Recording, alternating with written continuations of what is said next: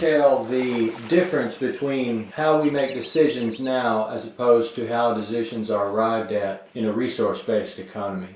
Well, the decision-making system now is mainly based upon different industries which feel that they have a good product, so they advertise and convince people to buy that product.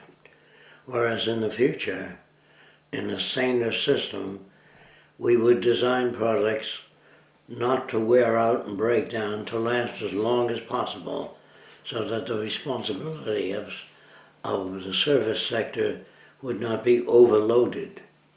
The longer materials last, the less burdensome to society.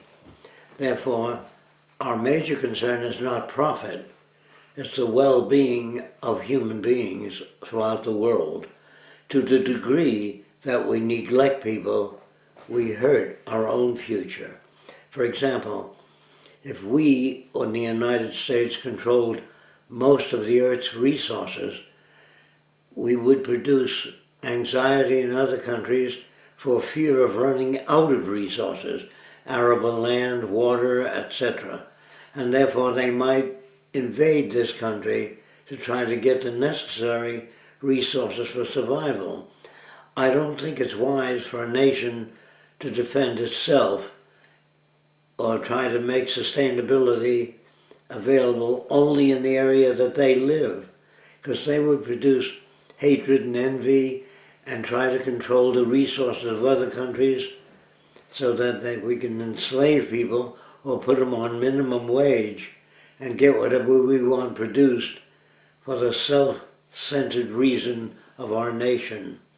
And we seek national advantage rather than global advantage.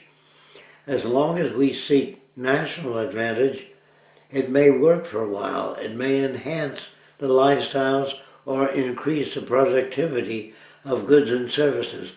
But that's not of long duration. This is the only thing I worry about.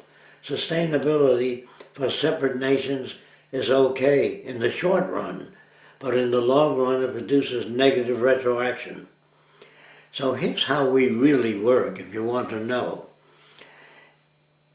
I think the best way to understand it was assuming that we found a planet similar to the Earth, with lots of resources, unspoiled waters, non-contaminated air, and brought a group of people together and asked, what is it that people really need?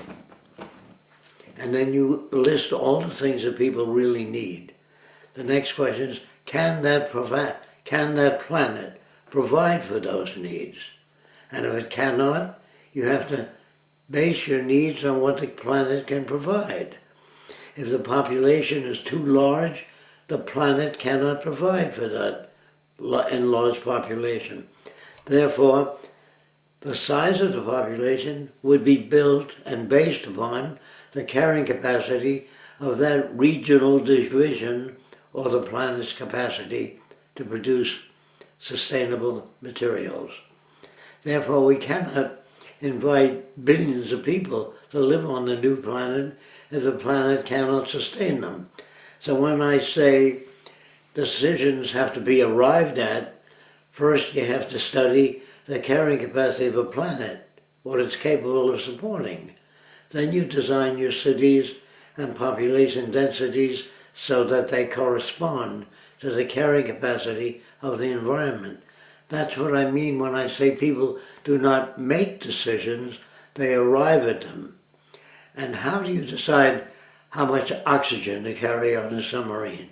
Well, it depends on the amount of people in a submarine and how long you wish to be submerged. And that determines that. How do you know how much water to carry on a submarine? How do you know how much food to carry? How do you know how much electrical power? Depends on the performance you want of that submarine. Then you put in the proper electrical power for operating the submarine. You have to put in enough food and refrigeration equipment to feed the crew. If you don't provide for that, the technology may work, but the crew won't. So you have to not make decisions, you have to arrive at them. That is a small portion of a talk about arriving at decisions is by survey and scientific method. And he covers some other things in there about population, laws, negative retroactions of separate nations and national advantage and so forth. All of that lecture is posted in audio format. And to get that link for that and other posts, be sure to sign up for the Twitter account, which is Fresco Tweets. Lectures and question and answers will be posted there periodically. If you'd like to help the Venus Project out more directly, then have a look at the new Global Activism page, which you'll find on the main page under the Get Involved drop-down menu. And you can sign up on that. Your contributions are greatly appreciated. Thanks.